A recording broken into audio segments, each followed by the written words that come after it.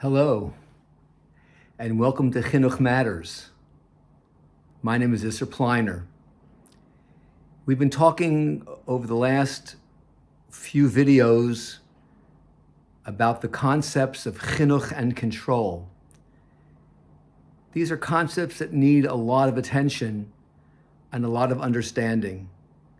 As we've seen from stories, situations that were recorded in Rabbi Yaakovson's book, Spare the Child, that to mix them up can have devastating results.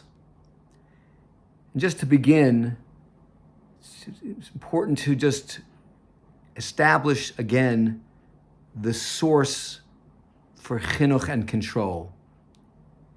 It's based on the commentary of the Vilna Gaon on the famous pasuk in Sefer Mishleh, perhaps the foundational verse in all of Tanakh on chinuch. Chanoch lenar al pi darko.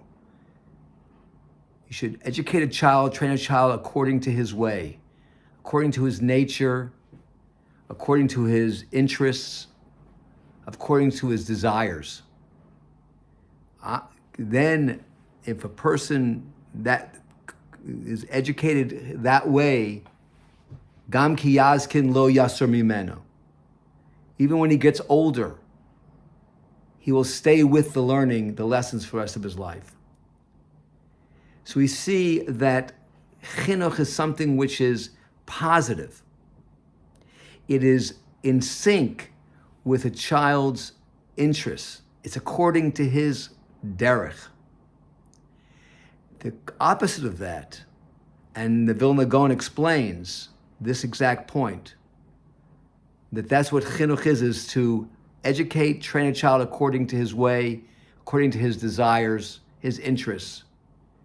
It says the Vilna Gaon to force a child, to try to control a child, to do something that he's not interested, doesn't want to do, so he's likely to do it because of his fear of you, of the adult, of the parent, the teacher. But once he is away from the adult, he will stop. He won't stay with him for the rest of his life. So that's the contrast between the chinuch, training a child according to his way, positivity, something the child wants to do, interested in doing, and the negativity, the potential negativity that comes about from control and force. However, it's not to say, and we've discussed this already, that control has no role.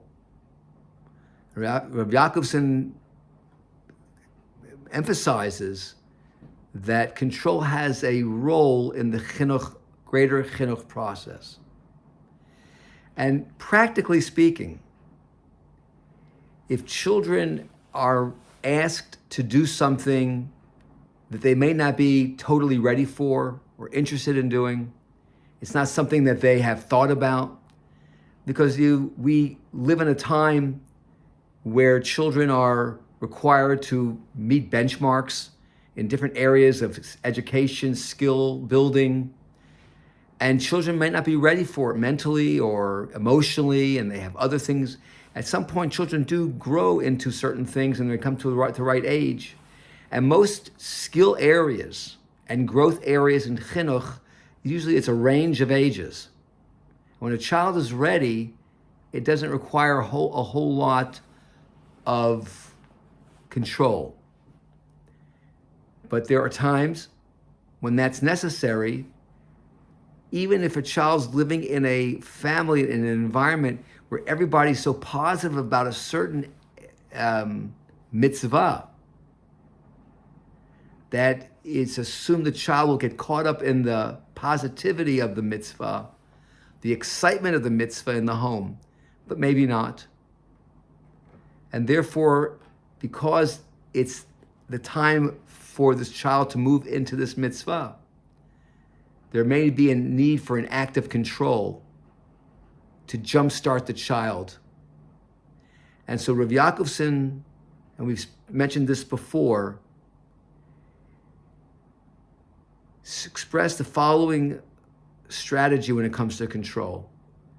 Because control can have a negative association, and that's a contrast to the positivity that's so necessary in Chinuch. So when a parent, an adult, a teacher applies an act of control that may have negativity, an act of chinuch must immediately follow.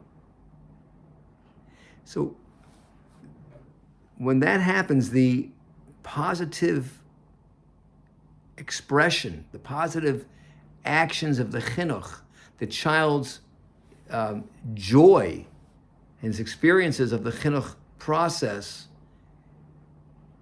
should significantly mitigate the negativity of the control which was necessary to get this process started.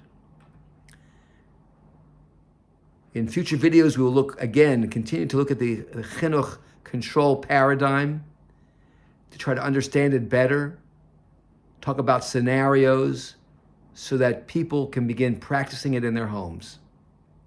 Have a good day.